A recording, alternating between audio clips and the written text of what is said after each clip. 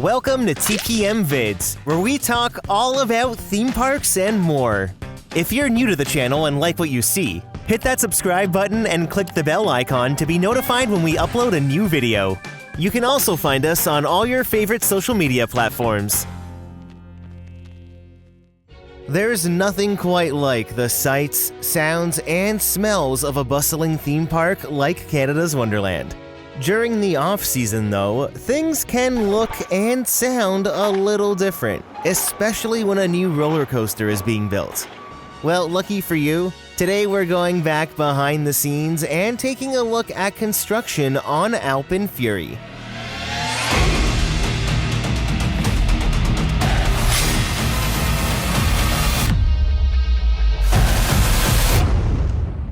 Back in August of 2024, Canada's Wonderland announced plans for their record-breaking launch coaster.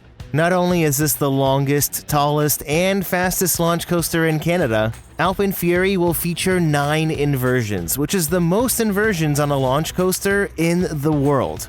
Construction on AlpenFury began in March of 2024, and over the past 12 months, crews have been very busy. It wasn't planned, but a piece of track just happened to be hauled up to Wonder Mountain before the tour officially began.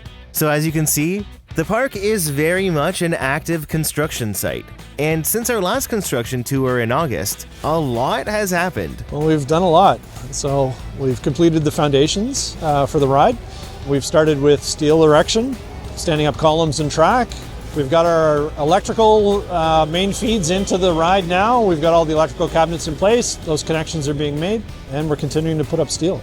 The first support columns were installed in January, but when it's all said and done, 900 metric tons of steel will make up AlpenFury, from coaster supports to track and everything else in between.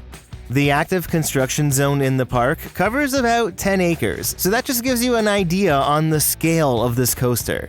As we explored the construction site, it was amazing to see in person how large AlpenFury's footprint really is. But they aren't at the finish line quite yet. So AlpenFury will not be ready for May 8th for public opening day, unfortunately. We are aiming for late spring is what we're saying, to be fair. There's a lot of things that are at play. Construction is now going full steam ahead, but there have been some obstacles. It was a tough winter. We are very used to the cold and snow in the Greater Toronto Area, but this year was one for the record books. The timeline's been a little bit impacted because of the cold, because of the snow. We've had more snow than we've had in any recent winter, really. It just makes things a little bit more challenging. It's nothing that our crews couldn't manage, but it's just an added layer. Once it's open, AlpenFury is definitely going to change the park landscape in such a positive way. Between Vortex, Wonder Mountain's Guardian, and now AlpenFury, the back of Wonder Mountain is really becoming this awesome winding spaghetti of coaster track. The kinetics back here are gonna be wild. As we made our way around the mountain and approached the AlpenFury Plaza, we met up again with that piece of track from earlier just as it was strapped to the crane about to be hoisted into the mountain. And in true Canadian fashion, it wouldn't be a construction tour without a mini blizzard and the sounds of Canadian geese wondering why it's still snowing at the end of March. Doesn't get any more Canadian than this. It was probably one of the coolest moments though, quite literally, and it wasn't even planned for us to see. While the track was getting installed, there was also work being done on the first launch, all while another crew was beginning to frame the loading station. So the ride station is behind the old High Striker building. Running from the west towards the east here is the ride merchandise and ride photo building. This here will also be the ride's exit, right through the gift shop. Now, it was confirmed that AlpenFury will have a regular standby line, single rider, and fast lane available when the ride opens. Although these aren't the final designs, the buildings will look a little something like this.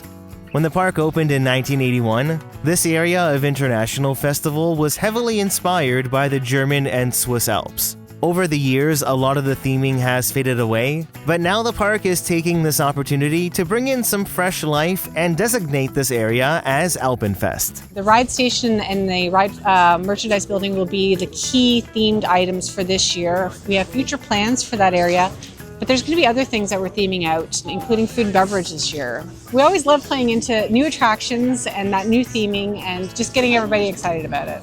Knowing that AlpenFest is a multi-year project is definitely exciting. Hopefully it includes updates and enhancements to the surrounding rides and attractions. Now, as crews continue to work around the plaza, our next stop was the inner depths of Wonder Mountain. Oh wow. Looks quite different from the last time. Done a lot of work. Yeah. Wonder Mountain's footprint takes up approximately 2.5 acres, so the basement is massive. It never ceases to amaze me.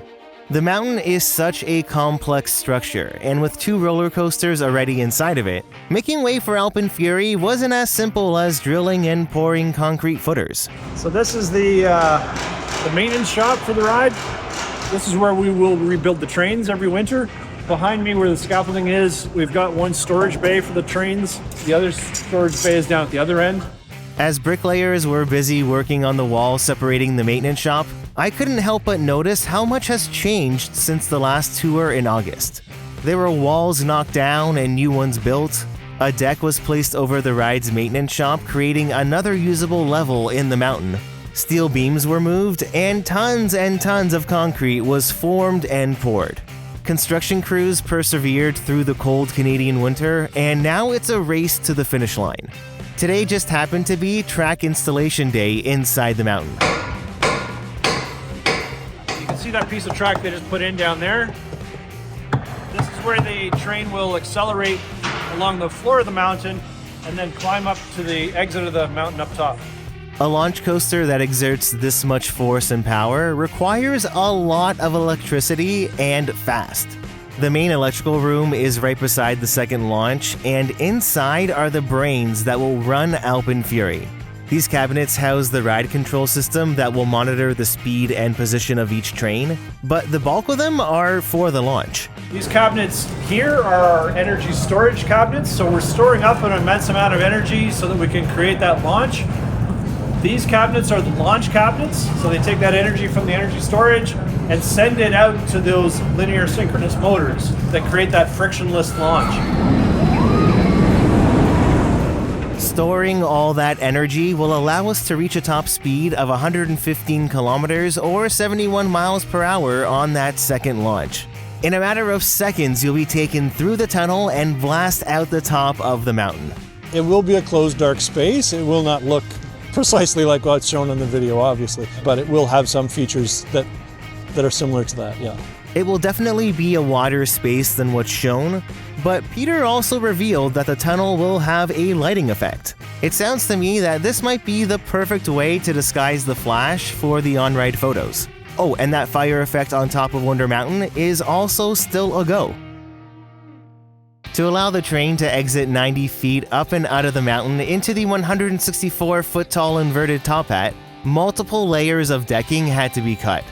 Some of the smaller supports have already been installed, and with holes already cut for the main supports, the next step is to install the inverted top hat. So starting on Monday, we'll have a big crane come in, and we'll start standing up pieces on Tuesday. This will mark a big moment for construction.